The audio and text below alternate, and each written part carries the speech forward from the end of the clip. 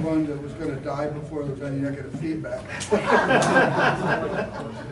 So let me get a kind of a quick show of hands. Has anybody here, I just want hands in the air, leave them in the air until I can kind of look at them.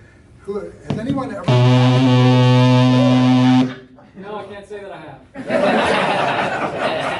You know, I'm not sure I need this. Can you guys hear me in the back? No. No? You can't hear me in the back? I can hear you. All right. So, who has been asked, what is ranked choice voting?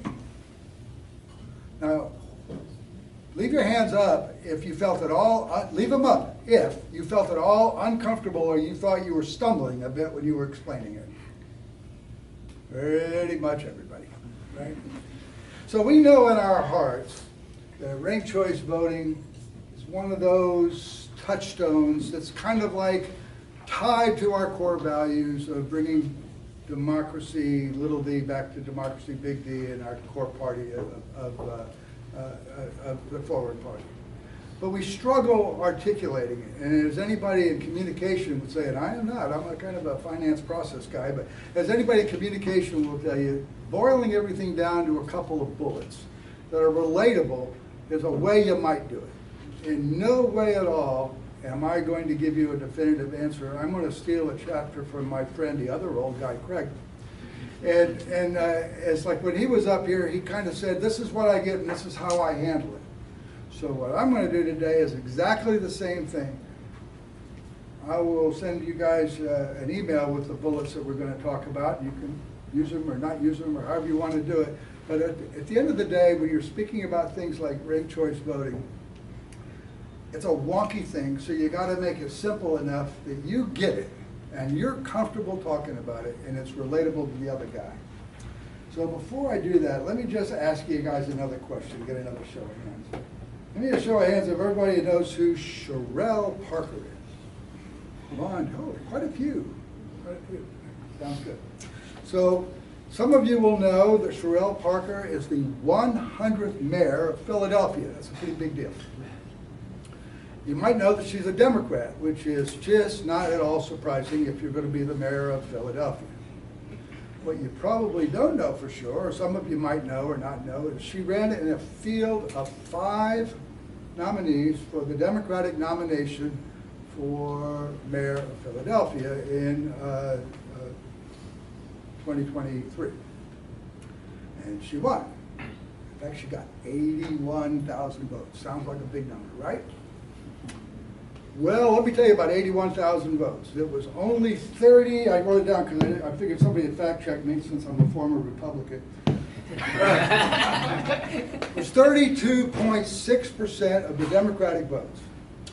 Now, I'm an old statistician, but that tells me that over 2/3 of the Democrats did not vote for Sherelle Parker. Now get your mind around that, because in Philadelphia, which is a really, really solid blue city, if you win the nomination for mayor, you have just basically become the de facto mayor of Philadelphia. So that means that out of the, now again, check my math, out of the 1.12 million voters in Philadelphia, she got a whopping 7.2% of the vote. So I'm just going to lay that out there, because how do we currently vote? So when people ask me, tell me about ranked choice voting, I usually start with, well, before I do that, can we chat a little bit about how you vote now? Well, I vote, and the person with the most votes wins. I go, isn't that cool? Well, that's called like first to the post, or it's called plurality voting. So let me tell you a story about this woman, Sherelle Parker. Right? She got the most votes, right? Well, yeah, sort of. You know, if I twist it around a little bit, she got the most votes in the Democratic primary. She got 7% of the votes from the voters in Philadelphia. And she is arguably now in the most important role in the largest city in the state. Well, that doesn't seem to work. So what might we do that? So why don't we think about something that's more like, let's have a runoff. Let's have everybody vote, and then when we'll select the top 2 or 3, and we'll keep doing that until it's down to 2 people, and now the person who gets 51% of the vote, they win. That's how it works in Georgia. We saw how that worked out. In December a year ago, it turned out to be a $1 billion runoff race. Who would have thought in Georgia? Right? So what if there was a way that we could go in and in one fell swoop have an instant runoff and solve the problem where only a small percentage of people end up getting the election? And it's simple enough that all you have to do, and I wrote it down because it's on one of my bullets that I'm going to send you guys, where in an instant runoff voting, instead of just voting for one person, where if you could, you could vote, ever heard the waste my vote thing, right? Don't waste your vote. Then if you're not in the top 2, it doesn't count. You get to rank you get to pick your group and rank them. You don't have to overthink it. I've heard this, well, ranked choice voting is too complicated. Really? For whom? You can't say I like chocolate ice cream more than vanilla ice cream, and vanilla ice cream more than strawberry ice cream. I'm good at that, and I'm not a real smart guy, So all you gotta do is just rank them. That's all you have to do. And then it's simple as you just count all the first place votes. That's all you gotta do, count the first place vote. And then the lowest number of first place votes falls off. Strawberry was the lowest, falls off.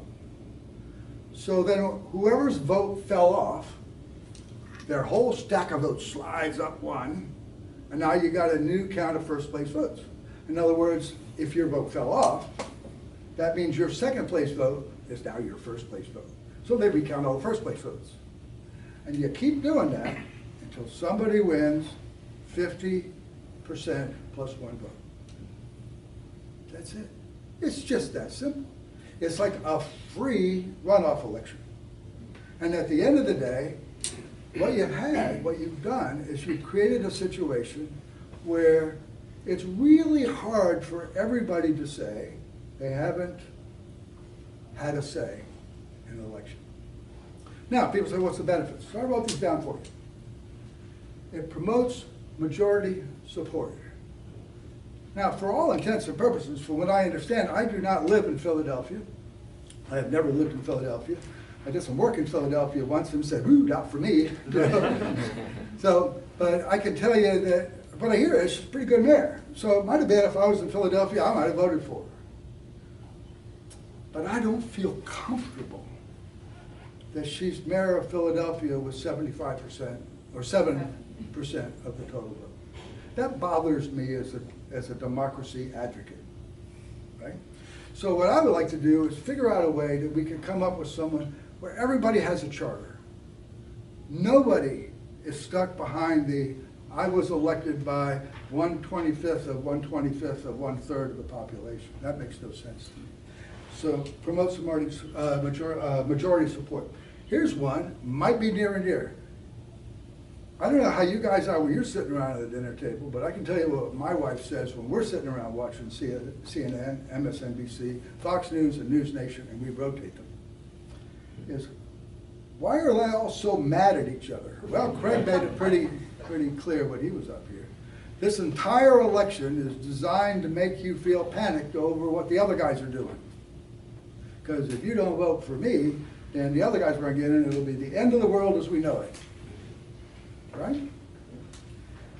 But if you had ranked choice voting, it would discourage negative campaigning. Well, Jack, what do you mean it would discourage negative campaigning? Because the winner in typical ranked choice voting campaigns is the one who's running for second place. You can't alienate the other side. Now, I might have a guy over here that I really don't like, and I have these people over here are totally on me, but I'm shooting for the ones in the middle. Some of them might like this guy a little bit, but maybe they like my policies better. But if I go all full-on negative on that guy, I will be their enemy, and then they're going to vote for him. Why not I just let them make it about policy and make it about voting for the person and not the party? If I do that, maybe they'll make me their second choice. And if they make me their second choice, I got a pretty darn good chance of winning the election. Now, who do you think is a favorite daughter in Alaska? Sarah Palin, anybody heard that name? She was running for Senate last year. Did she win? Nope. Some nobody out of nowhere came in and ran for second place. Ranked choice voting worked. I think that's great. Reduces costs. $1 billion. Correct me if I'm wrong, Craig. Is that the right number for the Georgia runoff election? Right? $1 billion. I don't know about you guys, but I know how I'd spend $1 billion, and it certainly wouldn't be to run a second election.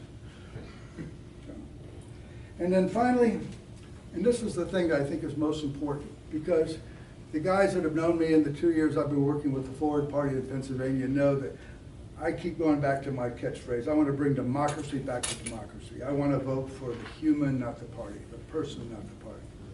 I want voter engagement, real voter engagement.